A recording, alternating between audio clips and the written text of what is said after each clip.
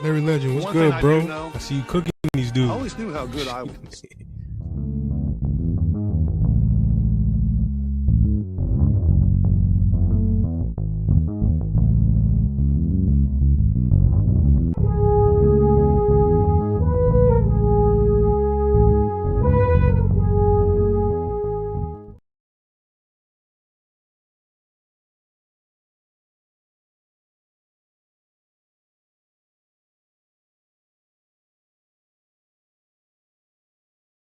Will never, ever, ever be.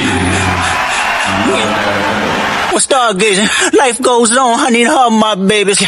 What's up, YouTube? It's Tyler Knight, Tuned Ty's Life. I'm about to be talking about why Larry Bird is top 5, in my opinion. Basically, me making the case for Larry Bird. There's some people in the media that don't think that Larry Bird is top 5 when he should be. There's some people that put Larry in the top 5, but put some players over him that I don't agree with, which is like Kareem, Bill Russell. My top 5 is Michael Jordan, LeBron, then you have Kobe, and then you have, for me, it's Larry, and then the last one I always struggle with for the 5. It's interchangeable. You could put Kareem there. I probably would put Kareem there. Yeah, Kareem in the 5. Kareem at 5. I can't put Shaq over Kareem. Like, you can, but I don't think I would. Let me know what you think. But yeah, I would say that. Sometimes when I was younger, I used to put Wilt up there, but it's like the amount of championships that Wilt won. I think he had, like, what was it, 2, something like that. And then he lost to Bill Russell a bunch of times. So it's like.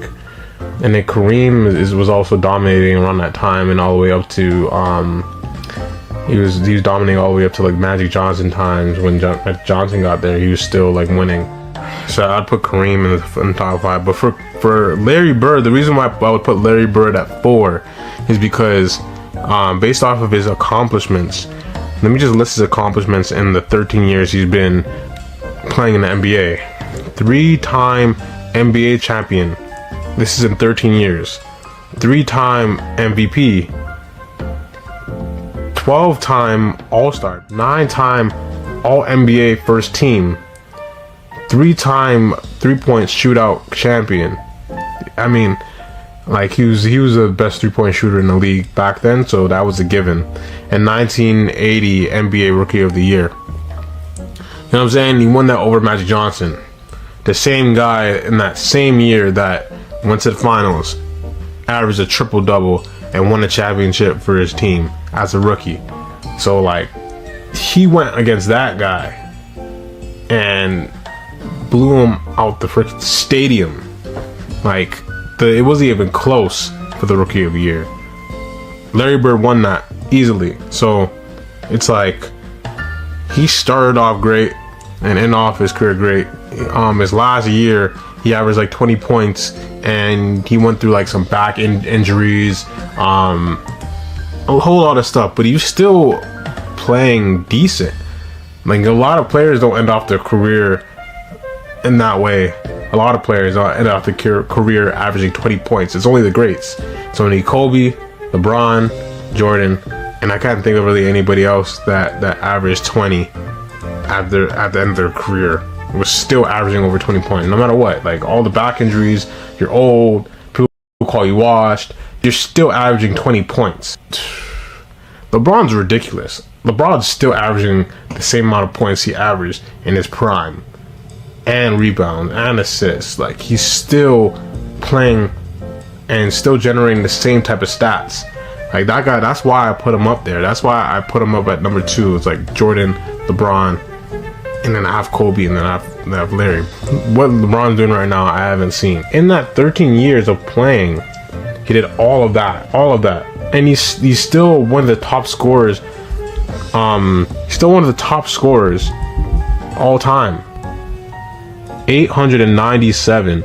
So yeah, the only person that played less games than Larry Bird was Elgin Baylor. You know, if you guys know Elgin Baylor, he was a problem. George Gervin is 46. at 46, 791 games. Elgin Baylor is the only player that played less games, and he's over him. So, Larry Bird is one of those guys, and he did a lot in a short period of time. That's why I feel like I put him up there. Jordan did a lot in a short period of time. That's why I still put him up there too. He didn't play no 20 years like LeBron and Kobe.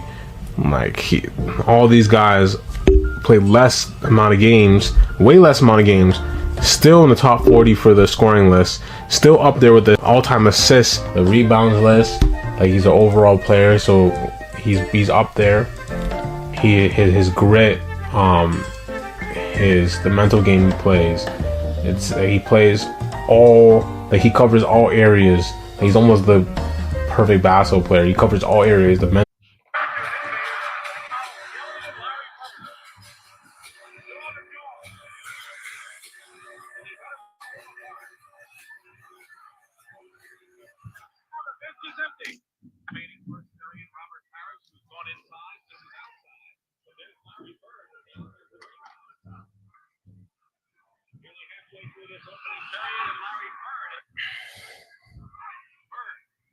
Tough. Ooh.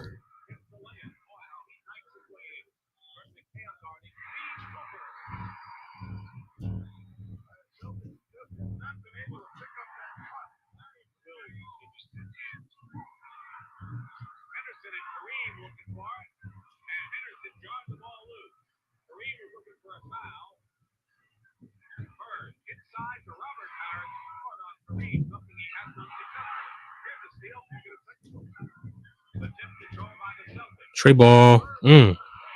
Wow.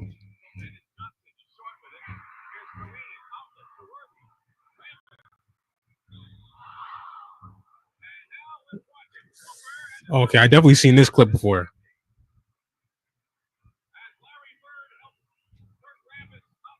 I never seen that scene. They never show that. They never show when Larry Bird helps out the guy that was about to crash out. They never show that. They only show this, and then Kurt Rambis or whatever he's called, his name.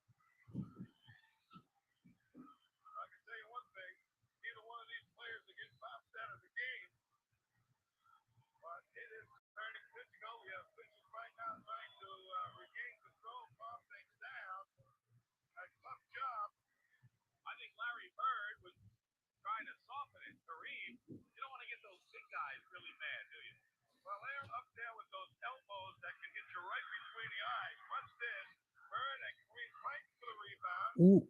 Ooh. Why Kareem acting like that? Damn.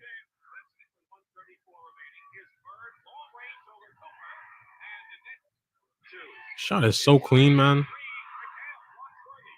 Just one motion.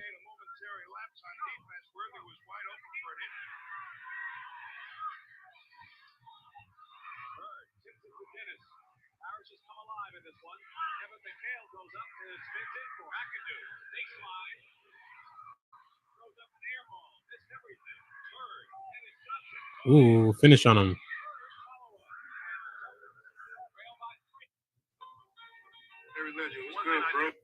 Oh my gosh. Okay.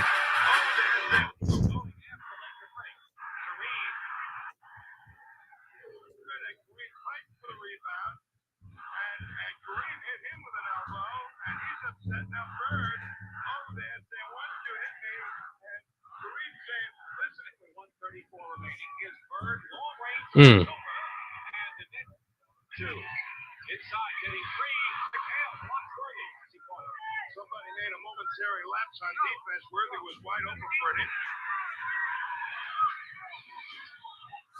Bird hits it to Dennis. Harris has come alive in this one. Kevin McHale goes up and spins in for McAdoo. Baseline. Ooh. Nah. Nope. Trail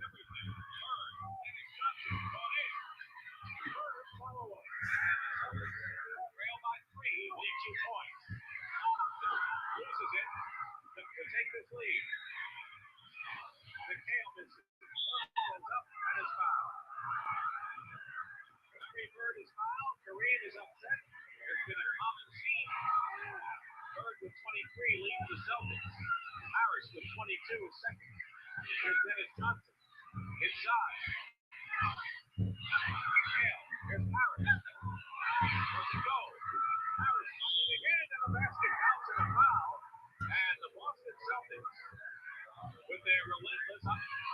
Cooper puts a fake on and a big shot for Cooper.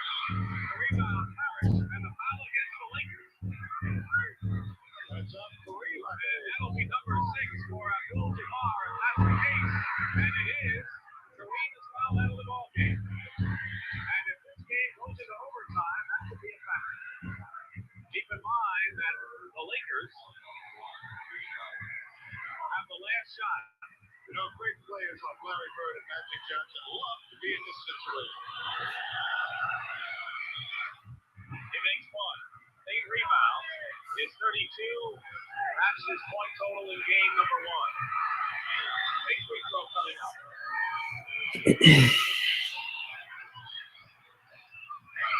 The Celtics tie it up. The Lakers will call their last timeout.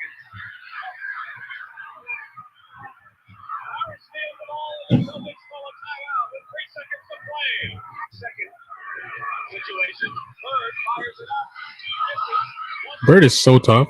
The fact that he even attempted that. 3-1 Los Angeles.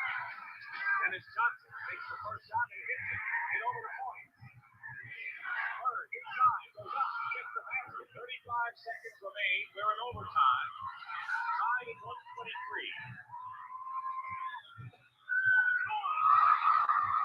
He misses the first. Yo, this is what I like about playoff basketball. Let me put myself on the stage. Move from the stage. This is what I like about playoff basketball. It's so intense because there's a difference between the regular season and the playoffs. You could see players are more engaged. Players are more willing to die for the ball, willing to play defense, willing to risk their body. Not really risk their body, but it's like we're in the last stage. You might as well go hard and not think about getting injured or whatever. You're obviously not going to be dumb and do things that will get you injured, but it's like you're going to be aggressive. You're going to be refs might look the other way for some fouls sometimes because they don't want to like control the game too much, where it's like it's not entertaining anymore. It's the flow of the game is all messed up. Like it's not entertaining to watch when it's just foul. And it's like it's not that bad of a foul. Like it's if you're being aggressive, you're being aggressive. But this type of basketball, this is what I love to watch. I think the game is on today, Indiana versus OKC. The game was okay last game, but the intensity was still there. So yeah, that's what I like about playoff basketball. It's refreshing to watch hardwood classics, Boston versus LA on the classic battle between LA and Boston as they were rivals back in the day. So yeah, it is cool to watch. It's cool to watch, especially when you're watching like Bird and Kareem and Magic go at it. 3 legends, to say the least. So yeah, put this back on stage.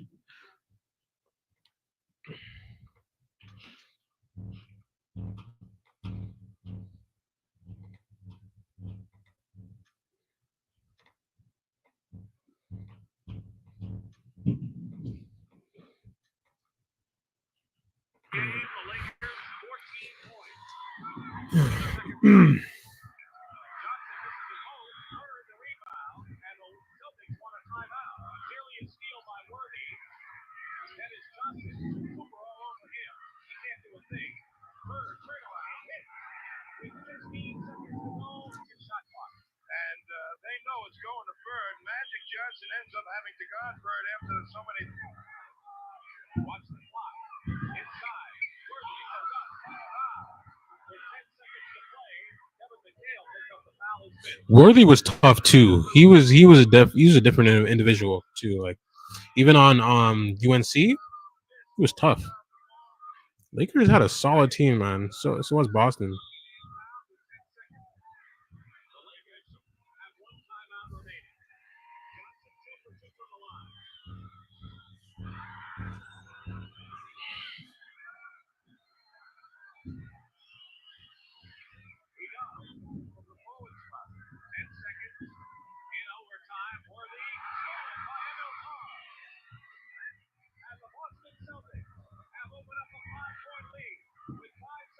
Oh, he's celebrating.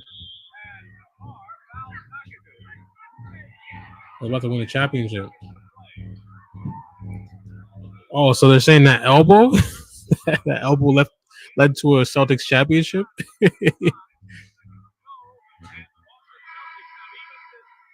Mm-hmm.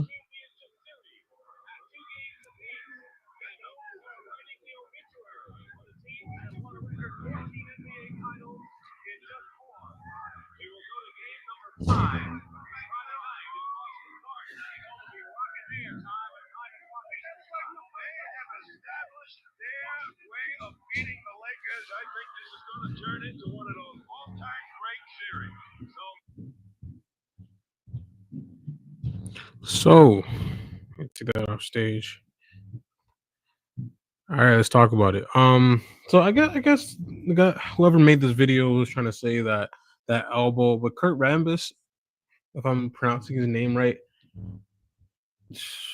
Kevin McHale I did like a video on this, and then there's also like reels, like YouTube reels, like small clips of me talking about this. Kevin McHale was tripping. I guess he's trying to bring the intensity, but Kurt Rambis could have really snapped. He could have really snapped. And I didn't even see when Bird helped him up, because Bird probably knew like that was wrong. That was like Kevin McHale was tripping. But yeah, that was a cool video. It's just funny how Kareem's the one that threw the elbow and then turned around and tried to size up Bird like Bird's not the one. Like Bird's the one that did him wrong. Like, come on now. That was a funny clip. But we're about to get into the next video. What's it called? It's called LeBron James versus Larry Bird. Who you got? Danny Ainge, the Dan Patrick Show. So you're about to get into that video. Like, comment, subscribe if you haven't subscribed. If you haven't liked the video, hit me with a comment. Yeah, whoever's here, leave some comments. Let me know what you want me to react to. Let me know if you can't hear the audio, or just let me know. Just have a conversation with me. I just need some conversation on stream. That'd be cool. About to get into the video to get this situated. Let's be log into this. This is number 2. Yeah. LeBron James. Let's match LeBron's best season against Bird's best season. I think Bird at 30 or 31 almost averaged a triple-double. You remember that season, I guess. Would you is it similar? You know, they're just different. LeBron is, he's a cross between, Michael and Magic. I mean, he's such he is passer like Magic was. He's so strong like Magic was. He's more athletic, but then he has this ability to score. I think LeBron is very, very special. And I say this all the time when the players ask me who's better. I mean, I think Kareem and Magic and LeBron, those guys are all worthy of being considered the best players of all time. But I think and Bill Russell, but I think that Larry, what he was so special at is just so hard to find. I mean, he was so great, such a great competitor, but also such a great finisher of games. The guy played with amazing confidence. There's a lot of games that we've played against LeBron over the years where he's just been unguardable, and you just can't guard him, and he's you just tip your hat and say he's just so special. But there are other games where, he struggles with his outside shooting and we're able to win, and he doesn't have to play with that same sort of confidence with his shot. But, his shot's getting better and better and better as he ages. And the more that shot goes in, the more unguardable he just becomes.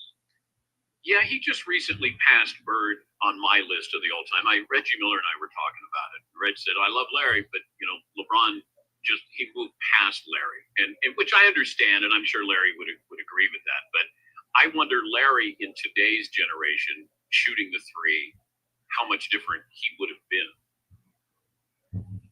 He was a great shooter. I mean, Larry didn't shoot the threes. It was just a different era. Like, I tried to get Larry to shoot more threes, and, he wouldn't. I mean, our guys just grew up.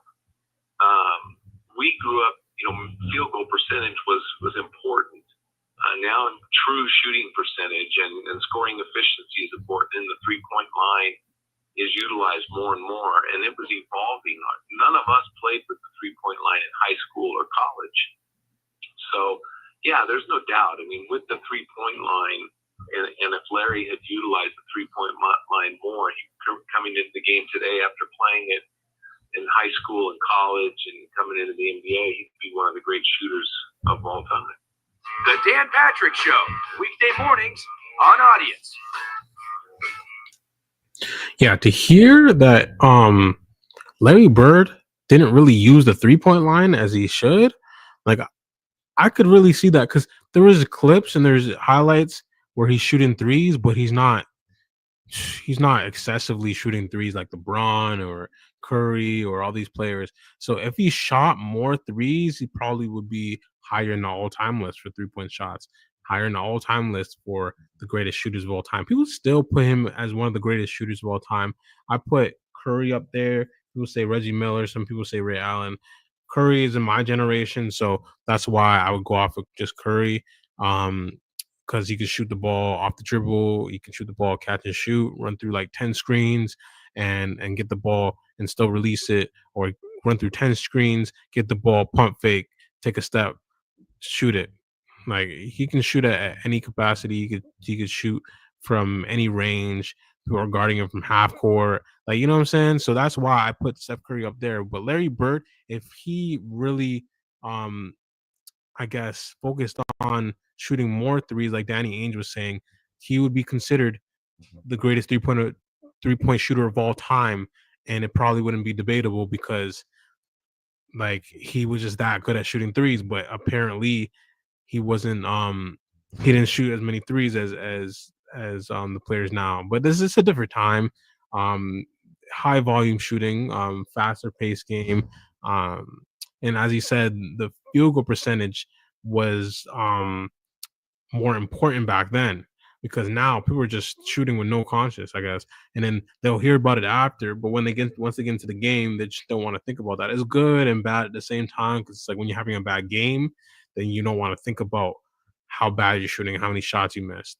But it's like, how many games you're gonna have until you have to think about, okay, maybe I should go away from the three and come back to it. Some people just live by the three and die by the three. So Larry was very versatile, and his game was way more complex than just being a three-point shooter. He could shoot the three. He's one of the best three-point shooters in the league, and he barely shot the three, apparently. So it's like, come on now. If he shot more threes, he would be even more dominant, which is more scary, because he was very dominant in the NBA. So, yeah, we're about to go on to the next video. If you guys come in, I don't have anybody in right now, but if anybody comes in, leave a comment. Let me know if you want to go back into the archive and hear me talk about this. But yeah, let me know what you think about Larry Bird, and what type of player he would be if he was shooting at a high volume like everybody in the NBA right now. Let me know. We're about to get into the next video. What's the next video? Larry Bird showed Scottie Pippen who's boss. So yeah, we're about to tune into that. Let me get this going. Scottie Pippen thought he was ready. The Bulls were on a tear, 12-2 in their last 14 games, and Pippen was gaining confidence. But then he ran into Larry Bird, a man who didn't just beat you, he embarrassed you. On this night in 1988, Bird didn't just show Scottie and the Bulls who was boss.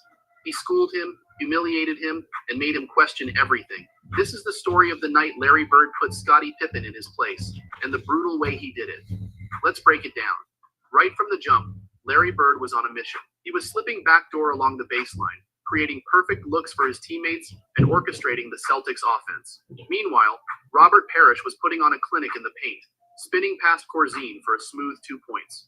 Bird wasn't just a problem offensively, he was also a defensive menace, showing the kind of grit and hustle that had defined his recent stretch of games. Chicago finally broke through with a Jordan putback off a Vincent missed three-pointer, but Bird's off-ball movement was relentless.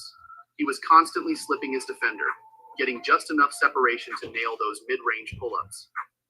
While Bird was cooking, Kevin McHale was going to work in early offense, punishing the Bulls with his post-up game. For Chicago, Corzine was battling down low, keeping them in it with some solid work in the post. The Bulls also pushed the pace whenever possible, with Vincent finishing through contact on the break. But Bird was just starting. He found a passing angle at the paint, took full advantage of the space he created by slipping his man, and floated in another bucket. The Bulls tried to counter, with Sellers cleaning up on the offensive glass and making sure Chicago capitalized on their second chance opportunities. The Bulls were hanging tough early, with Jordan finding a cutting Oakley for a smooth layup. But on the other end, Bird was the engine. Off a sideline inbound, he used a pin down to get separation, rising up for a long two from the left corner. And when Boston pushed the tempo in transition, Bird showed off his court vision, going over the head to Parrish, who drove in for an easy bucket. Bird kept facilitating, this time finding a cutting Ainge along the baseline for a quick jumper. Boston's offense was flowing through Bird's playmaking, and McHale was thriving in the post, abusing the Bulls' defense with his footwork and touch. But Bird's facilitating was such a problem that the Bulls resorted to fouling to prevent easy looks under the basket. Dang. On the other end, Pippen was struggling to find his rhythm, misfiring on his mid-range shots. Meanwhile, Bird continued to dismantle Chicago's defense, driving inside and drawing the attention of multiple defenders, which opened up the lane for Parrish to slip in. He was great at that. Despite Bird's dominance, Jordan was doing his best to keep Chicago in the game, attacking off the dribble and pulling up from the nail to hit a tough. Jordan's so tough. Capped off his incredible first quarter with a putback buzzer beater, giving the Celtics a 33-27 lead heading into the second. Bird's fingerprints were all over this quarter, setting the tone for what was about to be a masterclass performance. Pippen was struggling right from the start of the second quarter. He was battling through screens, desperately trying to contain Bird, but all that effort only led to a foul on Bird. Chicago had no answers defensively, and McHale took advantage, hitting a smooth jumper over Pippen from the right elbow. However, Pippen was holding his own offensively. He pushed the pace, attacking the Boston defense before they could get set. But defensively, it was a different story. Bird was operating like a man possessed, effortlessly creating separation and draining those mid-range jumpers over Pippen. Pippen tried to counter by slipping along the baseline, finding his sweet spots on offense. But Boston's offense was firing on all cylinders. With Bird drawing so much defensive attention, Ainge slipped to the nail and splashed a clean jumper. Then, Bird hit Pippen with a nasty relocation, snapping Pippen's ankles before driving off the glass. But Pippen kept fighting back. A down screen freed him up for a jumper from the left elbow, and he was cashing in. However, when Bird sat, the Celtics offense hit a wall. Oh my gosh. Like, he ran through like 3 screens, but did like a route type of thing. I be talking about running routes because people be doing that in basketball. In football, people run routes. In basketball, people run routes through screens and then they'll like go through a screen and then big one way and then pop out. And you see right there, Larry Bird was running a route through screens, caught it. I'm going to rewind it back, but that was crazy. Caught it and then just went right into one dribble. Scottie just fell on his face. Crazy. Let me see. Baseline, finding his sweet spots on offense. Okay. And then the next play. Boston's offense was firing on all cylinders. With Bird drawing so much defensive attention, Ainge slipped to the nail and splashed a clean jumper. And then the next one, I think. Bird hit Pippen with a nasty this one.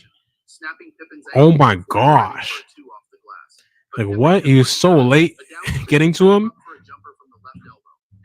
Bird was just so quick. When Bird sat, the Celtics offense hit a wall. Chicago capitalized on the missed opportunity. Yeah, like, wow. He got to his spot. Scottie Pippen was so late. Knew he was so late. Recovered aggressively. And Bird was like, this is too easy. This man's out of bounds. Cash. Like, Bird is so fundamentally sound, he makes you look silly. He embarrasses you. And Pippen was not a bad defender, even when he was a young pup. When he was a young bull, pun intended.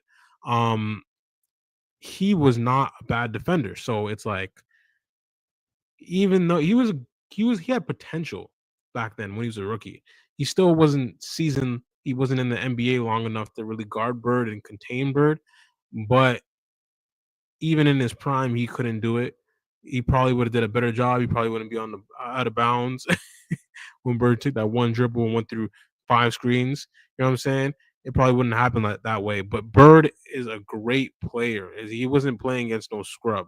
This is Hall of Fame Scottie Pippen. Even when he was a rookie, he was a great defender. So it's like, you could just tell they're not going against scrubs. I know, like, people talked about the 80s and the 90s, how they had bad players, but the stuff that Larry Bird was doing to players, he was doing this against good players. He did the same thing to Dominique Wilkins. Was Dominique Wilkins a bad defender? Let me know in the comments. I don't think so. So, like, he is a very great player. He's very gifted. The fact that he can do these things and make these great players look crazy, says a lot. It says a lot. Opportunities, with McHale doing his best to keep the Celtics afloat. McHale was feasting in the post, dominating Grant in single coverage and owning the paint. But the Celtics needed Bird, and once he returned, he was right back to business. He slipped his defender and knocked down a mid-range jumper. Bird was so dominant down low that the only way Chicago could stop him was by fouling, and Pippen was racking them up. With the Bulls' defense stretched thin, Danny Ainge took advantage, attacking the gaps and getting to the rim. But Jordan was keeping Chicago alive on the other end, asserting his dominance in the paint and reminding everyone that this was still his court too. Pippen came out aggressive. Could y'all hear the video? To get that much-needed separation Let me know in the comments. and drilling a jumper from the right. Whoever is watching right now, can you let me know if the audio is good? You can hear? Parrish was right there to Tell me what a yes. finish the second chance opportunity.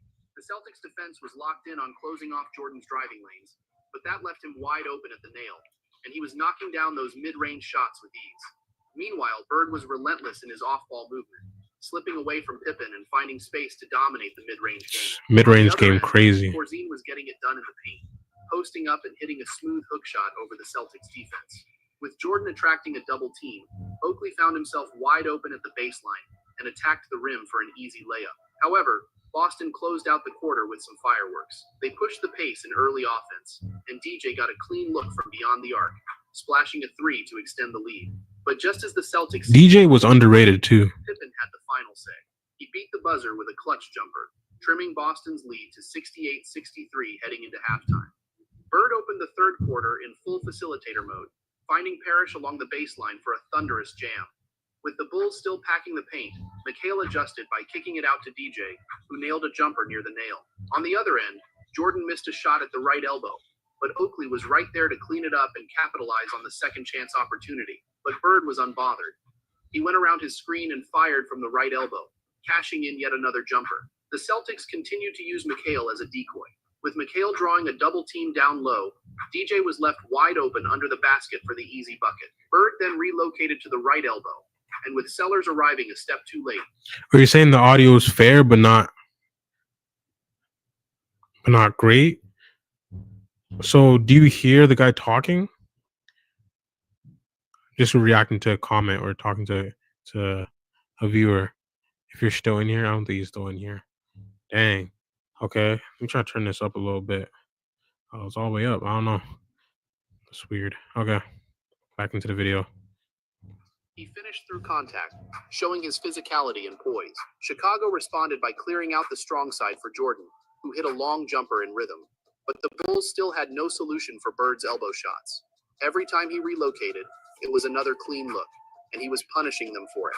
DJ was threading the needle to Bird down low, and the Bulls were scrambling, unable to keep Bird from finding space. Meanwhile, Boston was sending doubles at Jordan, but that only left Pippen wide open on the weak side, and he took advantage, driving the baseline for a layup. But those screens freeing up Bird were a nightmare for Chicago's defense. Bird kept working his way through the screens, finishing through contact and drawing fouls. Jordan was doing everything he could to keep the Bulls in it. Even with defenders draped all over him, he was finishing with a tough floater, then powering his way through the Celtics' defense to get all the way to the rim. But Boston's offense kept slicing through the Bulls' double teams, with Bird and McHale finding DJ at the nail for a wide-open jumper. Bird was still the engine of the Celtics' attack, racking up 14 points in the quarter and pushing his game total to 34 points. To close the quarter, Bird capped it off with a relentless drive to the cup. Boston was firmly in control, with Bird dictating the flow and Chicago still searching for answers. The final quarter started with Jordan continuing to be a problem down low, muscling his way through defenders and finishing strong. Jordan's so tough too. And it was working as they exploited the Celtics' He's defense the GOAT. in the quarter. But once Bird checked back in, Boston's offense immediately started clicking. He led the break in transition, pushing the tempo and getting the Celtics back in rhythm. However, Jordan remained relentless, thriving in the mid-range. Off a Corzine down screen, he got the separation he needed and buried a smooth jumper. Despite the physicality, Bird kept finding ways to get to his spots. Even while being held, he rose up and drilled a long jumper I wonder right why. into his face, showing zero fear. And it was clear Bird wasn't 100%. He was playing on a bum ankle. Let me know if it's better now. To keep Boston ahead. But with the Celtics showing help on Corzine down low, Pippen seized the opportunity, cutting straight to the cup for an easy layup. But Bird responded in typical Larry Legend fashion. Despite Pippen's defense, he fought through, got to his spot, and unleashed another long jumper. Jordan wasn't going away, though. He hit a tough mid-range jumper, keeping Chicago within striking distance. But as all eyes were on Bird, DJ seized the opportunity to drive straight to the hoop, finishing through contact with authority. Jordan kept attacking, this time slashing along the baseline with his trademark tenacity. Pippen then stepped up defensively, forcing a turnover that led to a 3-on-1 fast break for Chicago, but it was too little, too late. As the game wound down, Bird received a standing ovation as he headed to the bench, having delivered a 44-point masterpiece against the Bulls. 44 Celtics points. put the finishing touches on a 126-119 victory, and Bird's offensive explosion was the difference. And on this night in 1988, Larry Bird didn't just beat the Bulls, he left his mark on Scottie Pippen and the entire Chicago squad. Bird was ruthless, orchestrating the game, slipping screens, draining mid-range daggers, outsmarting defenders at every turn. Scottie Pippen might have been on his way to becoming one of the NBA's elite, but Bird made it clear that night, greatness doesn't just happen, it's earned. And Bird had already earned it. Bird's 44 points was a statement that no matter how hard you tried, when Larry Bird's on the floor, he's the boss. But before you go, if you enjoyed this breakdown of Bird's legendary performance, make sure to like, subscribe, and hit that notification bell for more epic basketball stories. Let me know in the comments, which other legendary matchups should I break down next? Catch you in the next one. Thanks for the feedback. Okay, so I know I need to do next time. Yeah, that was a great video, honestly. Showing how Larry Bird and Scottie Pippen were competing even back when Scottie was a rookie. And there's stories about Larry Bird talking trash to Scottie and what he said. And I feel like playing against Bird, playing against great guys like that, and then players that will give you the work and also tell you about it, really mold you into a great basketball player. And you can see the matchups and the stuff that Scottie had to go through before getting to that Hall of Fame status, that elite defender, two-way player in the NBA. He had to go through battles with Larry Bird for Larry Bird to like really go at him and give him 44 points and also dominate him on the defensive end too, because Scottie was missing a lot at first, and then Scottie kind of regained something, hit some mid-range jumpers, but Larry Bird still handed his ass to him. He had him on the floor. He had his face planted on the floor. So yeah, that was a great video. it was really refreshing to see that. You could just see where Larry Bird, where Scottie Pippen started off, and then ended up being one of the greatest players or greatest defenders, two-way players of all time. Um, yeah, and you could just tell going through all those struggles um, in your rookie season, your second year, playing against the best players. It's like it's not really a struggle because it's like you're playing against the best competition, and it's like every year you adjust, and you get better and you get better. And you can see, even from the stats, you can see that Scottie got better every single year and became one of the most prominent players, prominent two-way players of all time, and Jordan's right-hand man. And he has a lot to do with Jordan's 6 championships and his 6 championships, the three in a row twice. He has a lot to do with that. And I don't think Jordan would have been able to do it if they didn't have Scottie.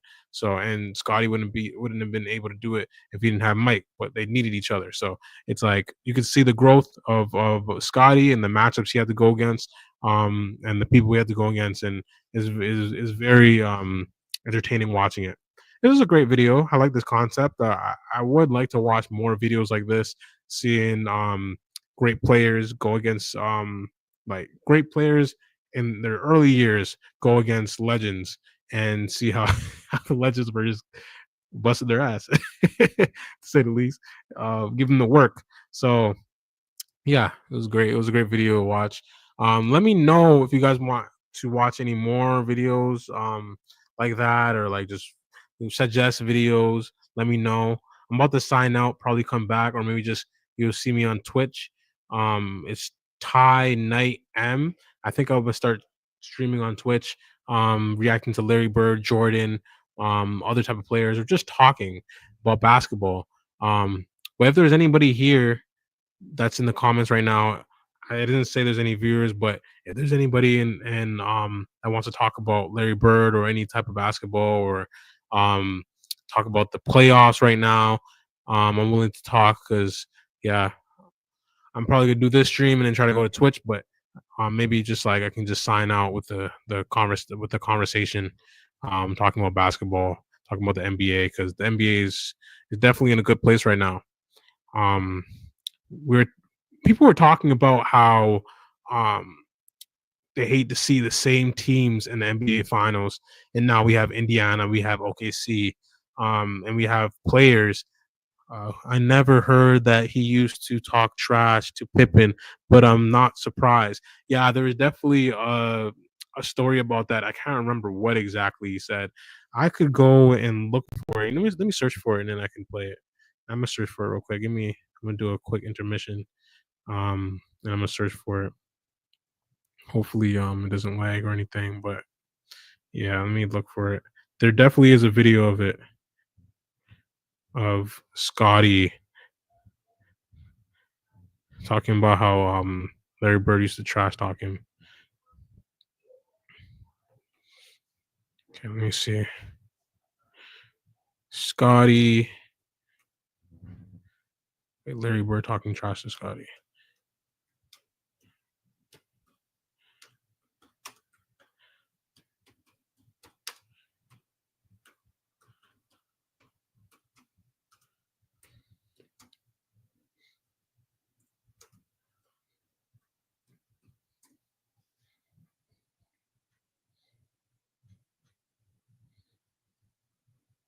Okay, so yeah, this 1 minute clip. Let me know if it's like lagging when you guys watch the video. I'm about to play it though. Let me take this off the stage.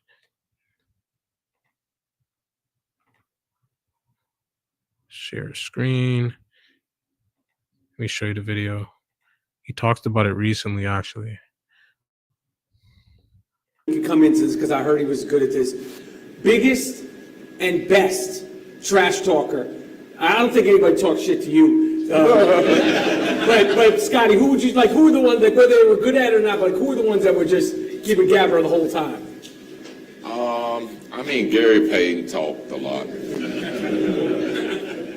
But in my era, probably Larry Bird. You know, he would talk trash and do something tricky, or You know, him, Adrian Dantley, those kind of guys were like big trash talkers. And I can't even say AD was much of a trash talker as he was a dirty player. Man, dirty guy, like how? Like what? Like I guess he was teaching me, but he would do that. Like what did he teach you?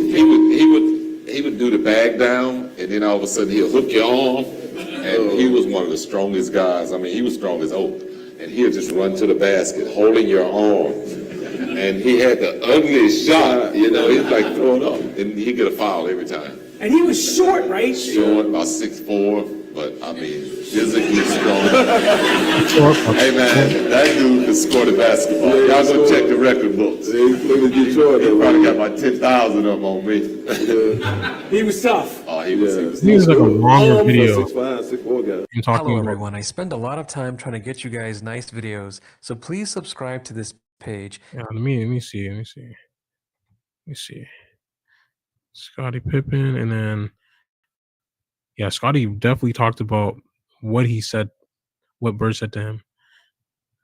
But I'm trying to figure out where this video is, because he actually said what Larry Bird said to him, but I don't know why.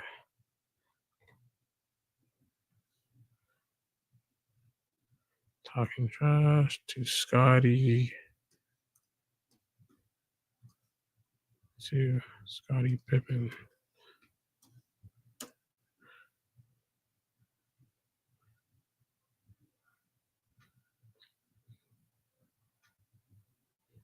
So it's like an interview, or this is just okay? Hold up.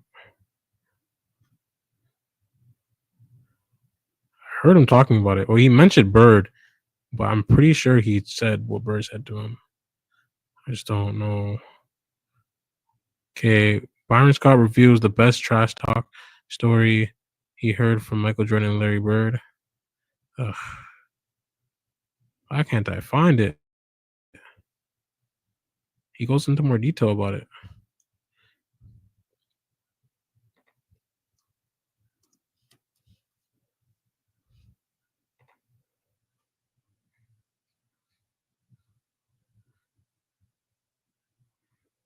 I don't know.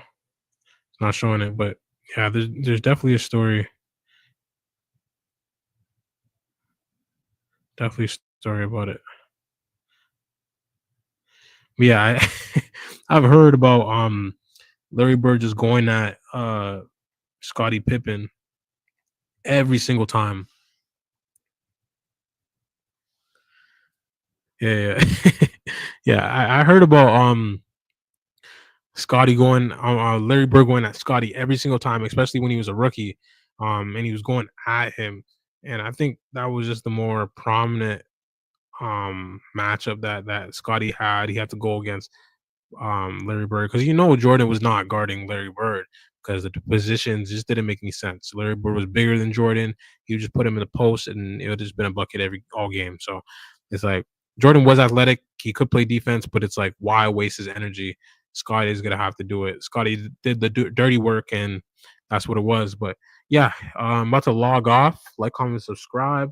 Whoever's watching this, thank you for watching. About to say a prayer. In the name of Jesus, I pray whoever's watching this video, blessing from the crowd of heads to the soles of their feet. In the name of Jesus, I pray, allow them to have a great week. Whatever they're going through, allow them to be stoic. Allow them to have a strong mind and a sound mind. And not to be fast to be angry with somebody, but to be slow to anger, and to have self-control, and to be poised, no matter what they're doing. And whatever they're going through, there's always going to be a door that will open that you just didn't know that was possible. You didn't even know that door could open. So whatever success that you're looking for, and if it's not happening right now, just be patient. Don't get in the way of God's timeline. That's the thing. Don't get in the way of God's timeline. You have to really work, put him first, lean on him, and then everything will fall into place. So in the name of Jesus, I pray, bless everybody, allow them to be positive and be optimistic. Jesus' name I pray, amen. So stay blessed, stay lit, and I'm out.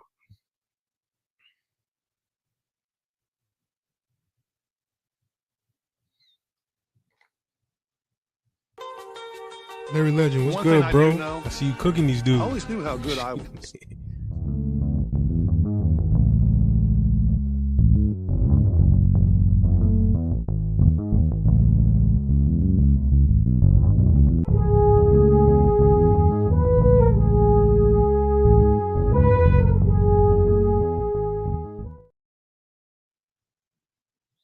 We out.